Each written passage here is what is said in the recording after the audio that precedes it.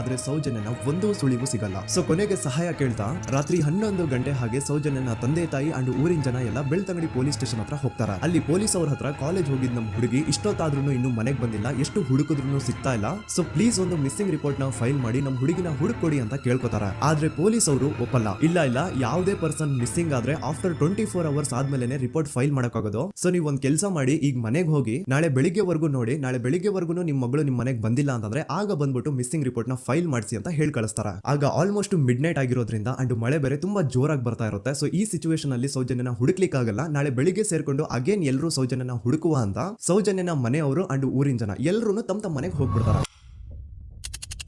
Next ದಿನ ಅಂದ್ರೆ 10 October 2012 ಬುಧವಾರ ದಿನ ಬೆಳಿಗ್ಗೆ 10 ಗಂಟೆ ಹಾಗೆ ಸೌಜನ್ಯನ ಮನೆಯವರು ಅಂಡ್ ಊರಿನ 200-300 ಜನ ಸೇರ್ಕೊಂಡು ಅಗೇನ್ ಸೌಜನ್ಯಗೋಸ್ಕರ ಹುಡುಕಾಟ ಸ್ಟಾರ್ಟ್ ಮಾಡ್ತಾರ. ಹುಡುಕಾಟ ಪ್ರಾರಂಭಿಸಿದ್ದು ವಿತಿನ್ 2 ಅವರ್ಸ್ ಒಳಗಡೆನೆ ಸೌಜನ್ಯ ಸಿಗ್ತಾಳೆ, ಆದ್ರೆ ಶವ ಆಗಿ. ಆ 200-300 ಊರಿನ ಜನ ಎಲ್ಲ ಸೇರ್ಕೊಂಡು ಏನ್ ಸೌಜನ್ಯನ ಹುಡುಕ್ತಾ ಇದ್ರು ಅದರಲ್ಲಿ ಯಾರೋ ಒಬ್ರಿಗೆ ಸೌಜನ್ಯನ ಮನೆಯಿಂದ ಕೇವಲ 10 ನಿಮಿಷ ದೂರದಲ್ಲಿರುವಂತಹ ಒಂದು ಹಳ್ಳನ ದಡದಲ್ಲಿ ಸೌಜನ್ಯನ ಮೃತದೇಹ ಸಿಗುತ್ತಾ. ಈಗ ಸತ್ತಿರುವಂತಹ